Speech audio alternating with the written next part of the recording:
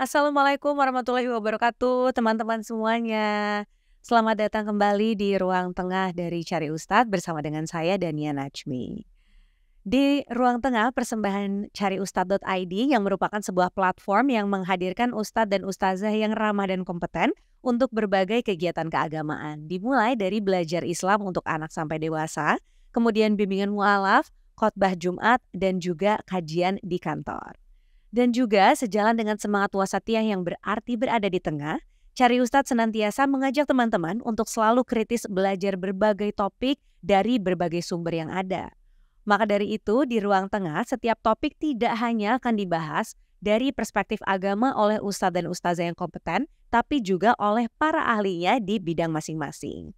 Dan di episode kali ini kita akan kembali membahas salah satu topik yang juga banyak ditanyakan di fitur Tanya Ustadz pada platform Cari Ustadz, yaitu hak asasi manusia dan kesejahteraan individu dengan disabilitas dalam Islam.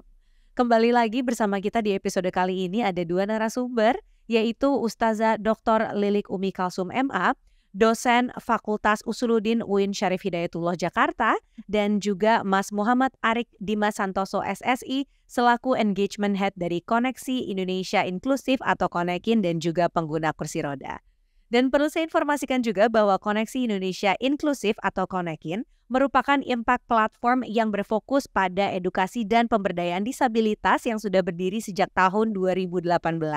Dan dengan visinya menuju Indonesia Inklusif, Konekin menjalankan 3 misi utamanya. Yang pertama adalah penyebaran informasi, yang kedua adalah peningkatan partisipasi penyandang disabilitas di ruang publik, dan yang ketiga adalah penciptaan kolaborasi pentahelix untuk inklusi.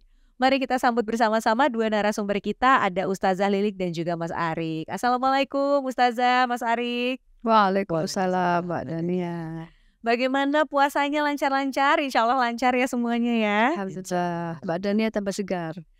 Tambah segar dong harus, apalagi kita hari ini mau ngomongin, harus bersemangat. Apalagi kita di episode kali ini kita mau ngomongin yang menurut aku salah satu topik yang penting ya untuk kita bahas gitu, yaitu bagaimana dalam Islam kita bisa memastikan bahwa hak asasi manusia dan kesejahteraan individu para penyandang disabilitas ini bisa sama-sama kita perjuangkan dan sama-sama bisa didapatkan gitu. Nah, mungkin pertama-tama nih aku mau tanya dulu ke Ustazah Lilik. Kalau dalam ajaran agama Islam, Ustazah, bagaimana kemudian kita memandang hak asasi manusia khususnya dalam hal ini konteks individu dengan disabilitas? Silakan Ustazah. Islam mengajarkan kesetaraan, ya. Yang biasa kita ingat ayatnya itu surat Al-Hujurat itu ya. Ya ayuhan nasu inna khalaqnakum min dzakari wa untha wa ja'alnakum syu'uban wa qabaila lita'arafu dan seterusnya. Di situ yang saya katakan adalah ayat itu tidak ada membedakan ini khusus disabilitas atau tidak, tetapi yang di situ laki-laki, perempuan, ya, sukunya apa, sama saja. Berarti termasuk juga cacat atau tidak, atau maksudnya full panca inderanya atau tidak. Semuanya Allah tidak melihat fisiknya, tetapi bagaimana atqakumnya. Dalam surah An-Nur 61 juga dijelaskan, laisa 'alal a'ma haraju wala 'alal a'raji haraju wal maridi haraju wala 'ala anfusikum an ta'kulu min buyutikum, al-ayah ya, panjang ayatnya. Intinya di situ adalah bahwa diperbolehkan ini ya ayat itu ayat-ayat Al-Qur'an sebagai kitab pedoman suci, kitab orang-orang muslim ya, pedoman suci kaum muslim, selalu melihat bagaimana masyarakat ya, karena biasanya orang itu kalau saya makan bersama dengan Mbak Dania itu enak udah. Tiba-tiba ada orang, mohon maaf ini ada disabilitas datang, terus langsung kita minggir. Atau dia dibiarkan pesan sendiri. Nggak bisa makan bareng-bareng. Ini sampai dijelaskan di sini, nggak apa-apa silahkan bareng-bareng di situ untuk melakukan sesuatu yang baik. Maka inilah banyak sekali ya ayat-ayat yang menjelaskan bahwa Islam itu penyebutannya innal muslimin wal muslimat wal mu'minin qanit wal mu'minat dan seterusnya, itu tidak ada yang membedakan yang disabilitas atau tidak ya. semuanya adalah ahsanut taqwim, sehingga ini bisa harus hak-haknya yang kita penuhi gitu. Yang sebelumnya sudah saya katakan ada 5 hak yang harus dipenuhi. Nanti kita sambung lagi ya. Terima kasih. Baik, terima kasih banyak Ustazah Lilik. Nah, selanjutnya saya mau tanya ke Mas Arik. Dalam kesehariannya boleh dijelaskan mungkin ke teman-teman yang menonton pada episode kali ini, apa aja sih Mas Arik tantangan utamanya dari para teman-teman penyandang disabilitas untuk mendapatkan hak-hak asasinya? Mungkin dalam hal ini utamanya adalah hak sosial dan ekonomi. Silakan Mas Arik. Jadi berkaitan dengan pekerjaan tadi, pekerjaan bagi penyandang disabilitas yang mungkin masih kesulitan, itu berhubungan juga dengan pendidikan. Jadi pendidikan disabilitas itu berdasarkan data masih 68% dari penyandang disabilitas itu masih menempuh pendidikan di tingkat SMP atau di tingkat SMP ke bawah. Jadi masih dibilang sangat rendah sekali untuk pendidikan bagi penyandang disabilitas. Kemudian juga berdasarkan data dari Bappenas 2020 hanya 5% dari penyandang disabilitas yang mampu untuk menempuh pendidikan sampai tingkat tinggi atau sampai tingkat kuliah. Hal ini yang menyebabkan mungkin penyandang disabilitas lebih sulit untuk mendapatkan pekerjaan dibandingkan dengan orang pada umumnya karena tingkat pendidikan yang masih perlu diperbaiki lagi untuk ke depannya. Jadi seperti itu untuk tingkat pendidikan, kira-kira sudah. Oke, baiklah. Terima kasih banyak Mas Arik jawabannya. Nah, aku mau kembali lagi ke Ustazah Lilik. Kalau aku dengar dari penjelasannya Mas Arik tadi ya, mungkin yang terbayangnya di kepala aku adalah, oh kalau kita jadinya tidak membantu untuk mendukung pemenuhan hak asasi manusia teman-teman penyandang disabilitas ini, mungkin bisa dibilang kita zalim juga gitu terhadap sesama umat Muslim itu yang membutuhkan bantuan kita. Nah, adakah Ustazah Lilik kira-kira ayat-ayat atau ajaran-ajaran khusus yang menegaskan pentingnya perlindungan dan kesejahteraan individu dengan disabilitas ini, Ustazah? Silahkan.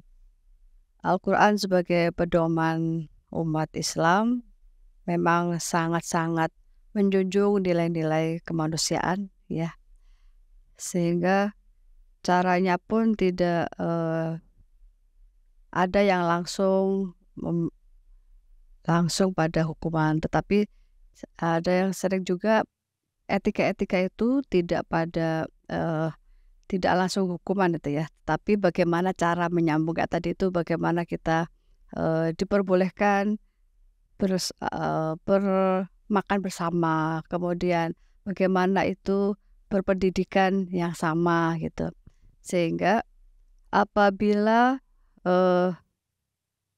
ada hadis siapa yang tidak mengasihi sesama manusia maka juga tidak akan mendapat kasih sayang oleh Allah Subhanahu wa taala. Ini juga termasuk bagian dari support keagamaan ya. Bagaimana seorang yang beriman itu memperhatikan keimanannya dengan memperhatikan sesamanya gitu ya. Jadi ini support dari Islam, bahwasanya Nabi Muhammad pun memberikan contoh-contoh itu sehingga beliau tidak pilih-pilih berteman, baik yang agamanya sama maupun yang tidak, termasuk juga beberapa sahabat beliau yang menyandang disabilitas. Tadi yang saya katakan, Rasulullah pun juga diberikan peringatan oleh Allah Subhanahu wa taala, otomatis edukasi dari Allah bagaimana cara memberikan hak kepada disabilitas. Saya kira itu ya. Baik, terima kasih Ustazah Lili. Pertanyaan terakhir di episode ini aku mau tanya ke Mas Arik ya. Bagaimana kemudian masyarakat itu bisa berperan aktif dalam mendukung pemenuhan hak asasi manusia bagi individu dengan disabilitas gitu. Mungkin di sini ada teman-teman yang aktif di berbagai kegiatannya di lingkungan masing-masing, jadi bisa belajar sama-sama di hari ini. Silakan Mas Arik. Baik, jadi bagi masyarakat untuk bisa memenuhi kebutuhan dari hak terkait dengan disabilitas ini, pertama tentu dengan peningkatan kesadaran ya. Jadi peningkatan kesadaran masyarakat bisa berinisiatif untuk meningkatkan kesadaran sesama masyarakat kepada masyarakat yang lainnya untuk terkait dengan hak-hak asasi untuk penyandang disabilitas. Misalnya terkait dengan ketersediaan akses, terkait pemahaman informasi terkait dengan disabilitas, dan juga peningkatan kesadaran yang lainnya yang dapat membantu penyandang disabilitas dapat terpenuhi hak-haknya. Lalu yang kemudian adalah dari aksesibilitas. Dari aksesibilitas masyarakat juga bisa turut ikut serta dalam mendorong agar aksesibilitas layanan publik, fasilitas publik itu bisa ramah terhadap penyandang disabilitas. Misalnya seperti transportasi ataupun lingkungan fasilitas publik lainnya, agar bisa lebih ramah terhadap penyandang disabilitas. Lalu yang kemudian masyarakat bisa dapat ikut serta di dalam kegiatan-kegiatan yang mungkin melibatkan penyandang disabilitas di dalamnya. Bisa melalui kegiatan, bergabung dalam kegiatan volunteer pada event-event penyandang disabilitas misalnya, atau bergabung dan juga bisa bergabung juga dalam forum yang mengajak penyandang disabilitas agar bisa berdiskusi aktif dengan kelompok penyandang disabilitas terkait bagaimana pemenuhan hak-hak bagi penyandang disabilitas tersebut. Kira-kira seperti itu. Baik, terima kasih banyak Mas Arik atas jawabannya, dan juga terima kasih banyak Ustazah Lilik atas waktunya. Dan terima kasih banyak teman-teman yang sudah menonton episode ini hingga selesai. Jangan lupa untuk nantikan episode Ruang Tengah selanjutnya dengan topik-topik yang pastinya juga tidak kalah seru dari hari ini. Akhir kata, saya Dania Najmi pamit undur diri. Wassalamualaikum warahmatullahi wabarakatuh.